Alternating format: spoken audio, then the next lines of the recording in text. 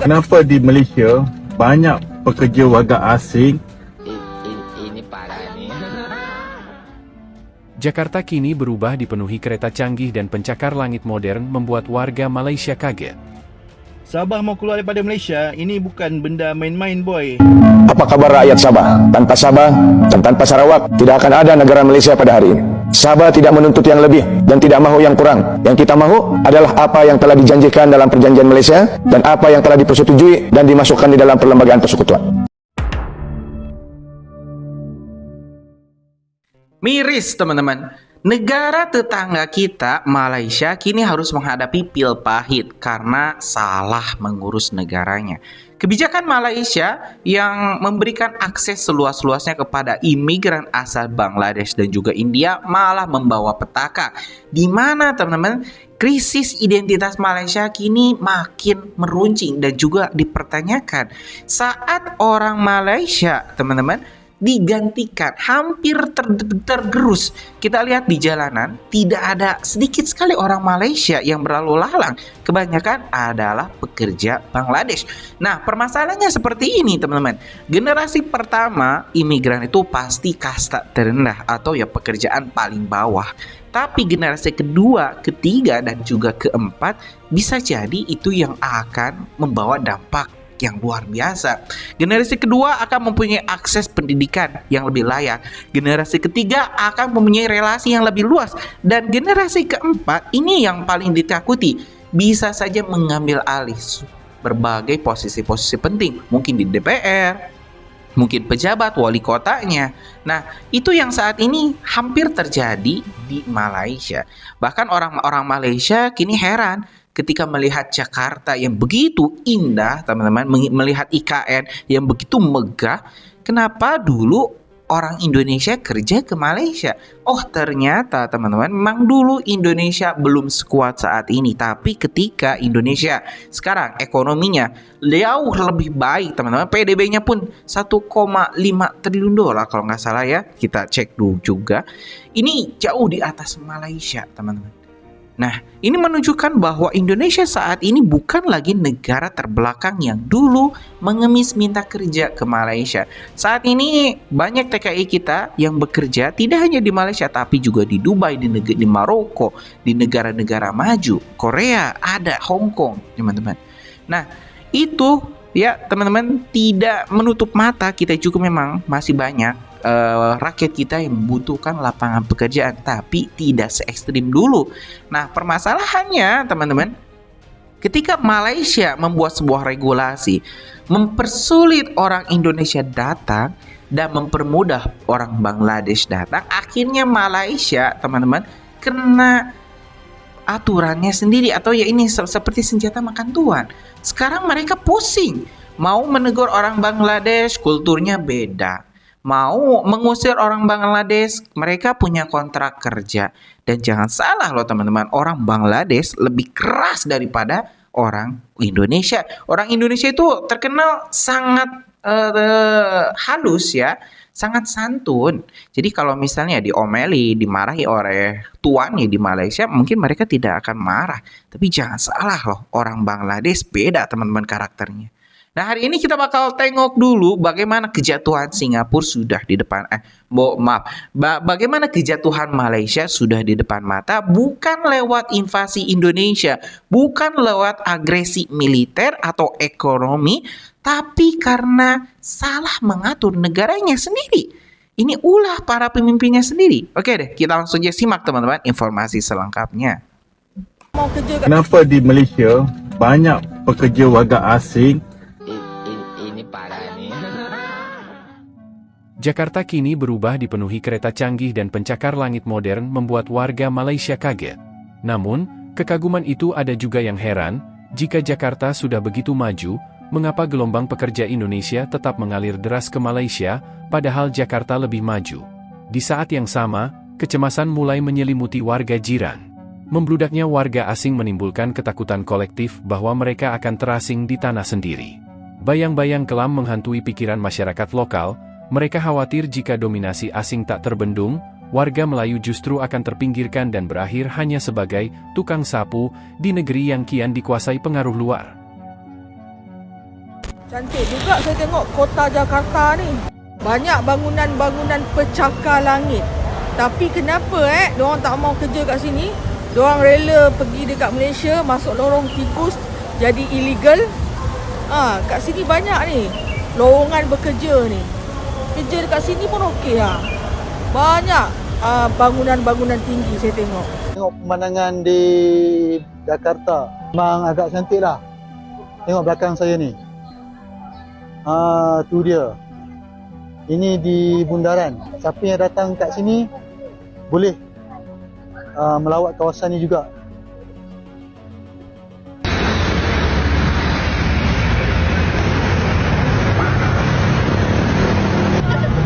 Jam dekat Indonesia macam ni kan. Cuba tengok, banyak gila kereta kat situ. Tapi yang bestnya diorang ni bawa profesional. Tak accident pun dia. Aduhai.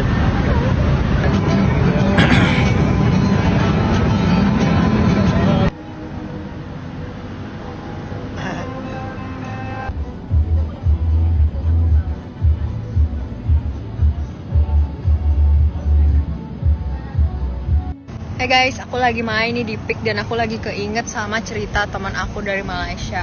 Dia bilang kayak, wah Jakarta semaju ini. Dia lihat pembangunan PIK kan, dan dia lihat sekarang PIK tuh kayak gini. Terus dia lihat Jakarta ternyata maju banget. Jadi kayak, wah seneng sih di mata dunia paling enggak Jakarta atau Indonesia itu jadi kayak negara yang lebih maju. Gimana menurut kalian guys?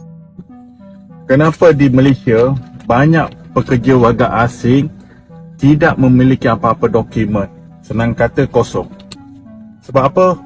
Ejen ataupun orang yang nguruskan permit ini cas terlalu mahal berbanding dengan apa yang kerajaan tetapkan pembayaran dia. Ini saya ada satu pasport bahagian peladangan dia punya pasport. Pas dia hanya RM60. Pas dia. Levy dia RM640. Visa dia RM50. Proses dia RM125. Jadi campur-campur dalam RM700 lebih saja dia punya pasport.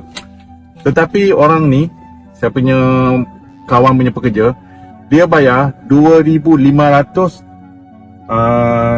untuk renew. Tapi tahun yang pertama dan kedua dia bayar hampir RM3,500. Sebab itu ramai yang tak mampu memiliki permit ataupun pasport. Kita tahu kan, pekerja yang datang dekat sini, mereka Ini parah nih. Ini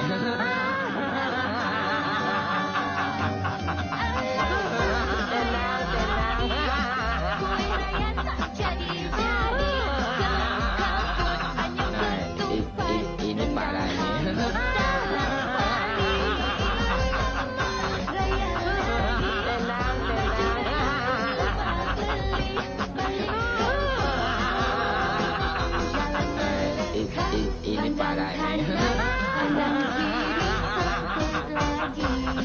Okey, selamat tengah hari. Terima kasih kepada pihak-pihak media yang hadir hari ini. Saya Mutapan selaku Setiausaha Agung MIMTA, Malaysian Indian Metal Traders Association. Okey. Kami berkumpul di sini hari ini sebab kita dah dekat 20 tahun tak dapat pekerja asing untuk sektor barang-barang lusuh. Okey, dah saya rasa kalau nak ikutkan dah 3 menteri dah bertukar.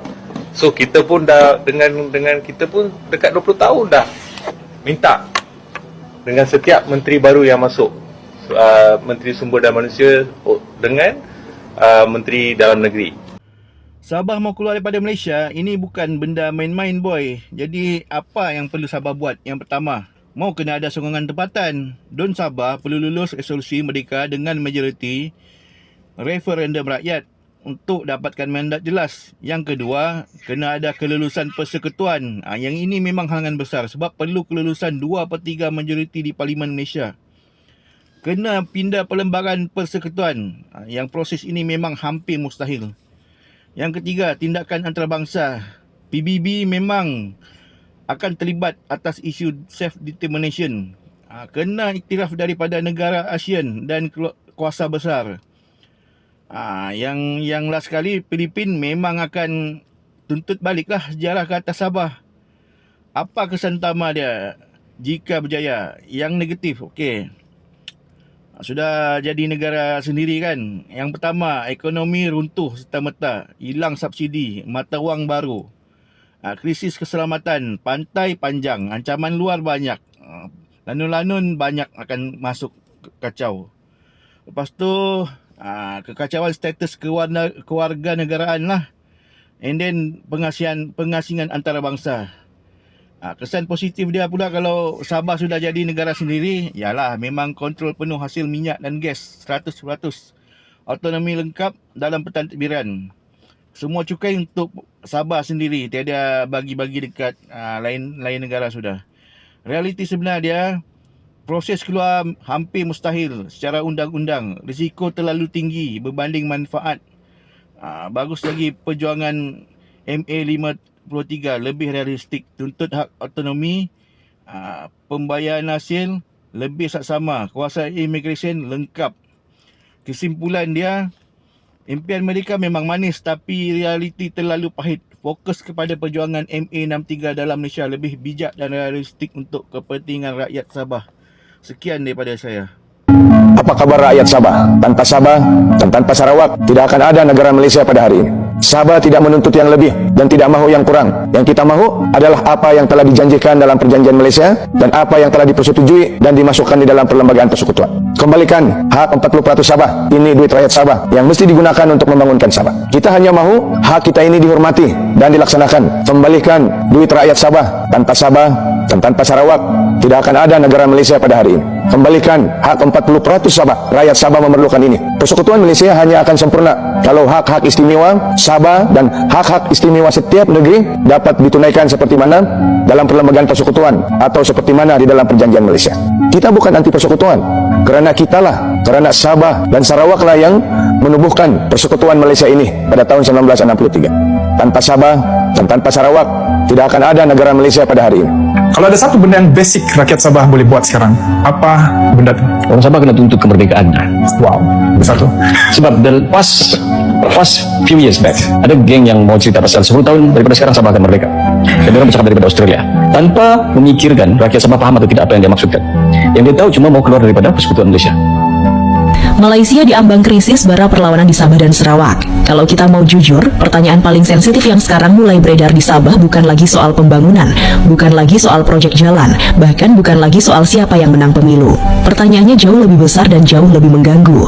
Apakah Sabah masih ingin menjadi bagian dari Malaysia? Pertanyaan ini dulu dianggap tabu.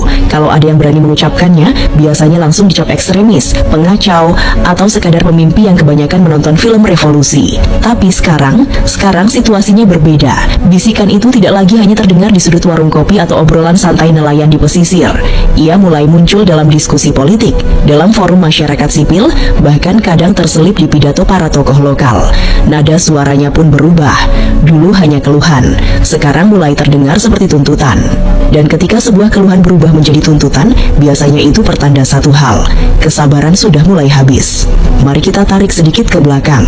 Malaysia adalah federasi yang dibentuk tahun 1963. Konsepnya sederhana di atas kertas. Wilayah di semenanjung Malaysia bergabung dengan Sabah dan Sarawak di Pulau Borneo untuk membentuk negara baru yang kuat secara ekonomi dan politik. Secara teori ini terdengar seperti pernikahan politik yang ideal. Semenanjung membawa pusat pemerintahan dan ekonomi. Sabah dan Sarawak membawa sumber daya alam yang melimpah. Satu membawa struktur, satu membawa kekayaan. Kalau dikelola dengan adil, seharusnya semua pihak sejahtera. Masalahnya, realitas seringkali tidak seindah teori. Dan disinilah cerita mulai berubah menjadi agak pahit. Selama puluhan tahun, banyak warga Sabah dan Sarawak merasa hubungan ini tidak lagi terasa seperti kemitraan setara. Lebih mirip hubungan yang bagaimana ya? Satu pihak menikmati hasil, pihak lain kebagian cerita. Di atas peta ekonomi Malaysia, Sabah dan Sarawak adalah tambang emas, minyak ada, gas banyak, kayu, mineral dan hasil bumi lain jangan ditanya. Wilayah ini menyumbang porsi besar terhadap kekayaan negara. Namun anehnya, ketika kita melihat peta pembangunan nasional, gambar yang muncul justru kontras sekali. Di Kuala Lumpur, langit dipenuhi gedung pencakar langit. Di Putrajaya, gedung pemerintahan berdiri megah seperti kota masa depan. Bandara internasional megah, kereta cepat, jalan tol berlapis-lapis. Sekarang coba bandingkan dengan beberapa wilayah pedalaman di Sarawak. Ada desa yang listriknya masih tidak tidak stabil, ada jalan yang kalau hujan berubah jadi lumpur, ada sekolah yang fasilitasnya, ya, bisa dibilang jauh dari kata modern. Kalau ini pertandingan sepak bola, komentator mungkin akan bilang, skornya timpang sekali. Dan masyarakat Borneo tentu tidak buta. Mereka melihat, mereka membandingkan, mereka bertanya. Pertanyaan yang paling sering muncul sederhana saja, kalau wilayah kami sekaya ini, kenapa kami masih tertinggal?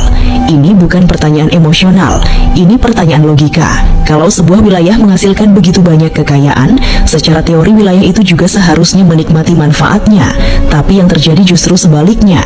Sabah selama bertahun-tahun bahkan sering disebut sebagai salah satu negara bagian termiskin di Malaysia. Bayangkan ironi itu, wilayah kaya sumber daya, rakyatnya masih bergulat dengan kemiskinan. Kalau ini film, penonton pasti mulai curiga ada sesuatu yang tidak beres di balik layar. Tentu saja pemerintah pusat selalu punya jawaban. Biasanya jawabannya klasik, pembangunan butuh waktu, pemerataan sedang diusahakan, dan seterusnya.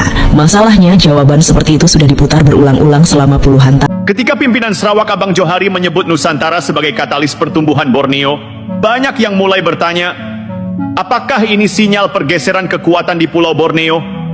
Selama ini pusat gravitasi ekonomi Borneo condong ke Sabah dan Sarawak.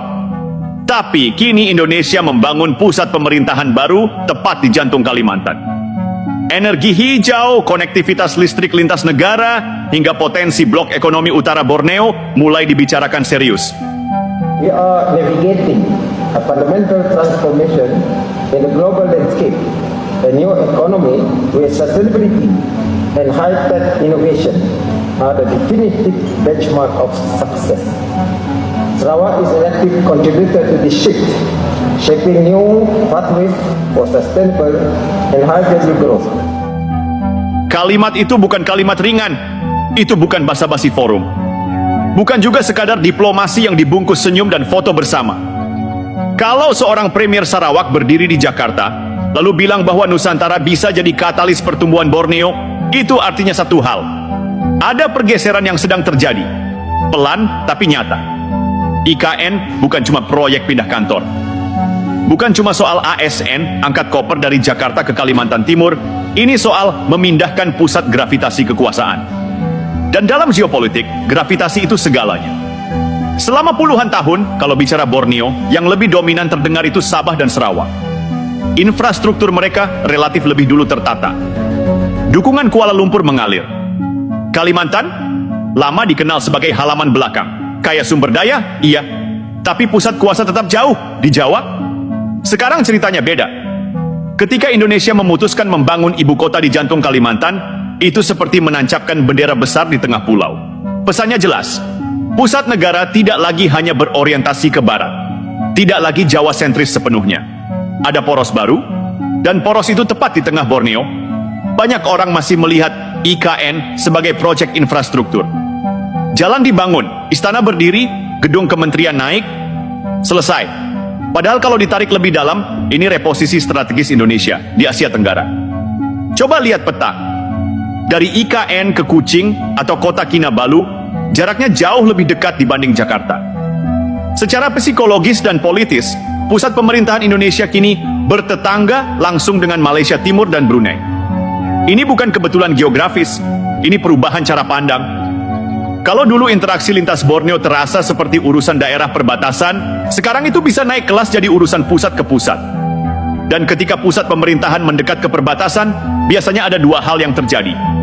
Pengawasan makin serius, kerjasama makin intens. Pilihan mana yang diambil, itu tergantung kepentingan. Ya guys, barusan sudah kita tengok ya informasi lengkap yang menyebutkan terkait kondisi terkini di Malaysia yang makin kritis teman-teman. Dulu oke, mereka menjadi tuan, kita bekerja ke sana mencari ringgit, tapi saat ini berbalik teman-teman. Mereka malah pusing sendiri akibat aturannya, dimana banyak ternyata teman-teman ini pekerja-pekerja migran dari Bangladesh yang malah menetap dan menjadi warga tetap di Malaysia, beranak pinak di sana, dan tentu itu jadi masalah lah teman-teman. Orang visa kerja, tapi di sini ya menikah, membuat keluarga, membeli tempat, kan itu menjadi masalah besar bagi pemerintah Malaysia.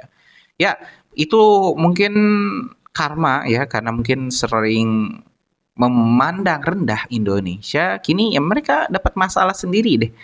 Nah, gimana menurut kalian teman-teman terkait hal ini? Punya pendapat lain? Coba tulis di kolom komentar deh, kita bakal diskusikan. Terima kasih. Kita lanjut di video selanjutnya. Assalamualaikum warahmatullahi wabarakatuh.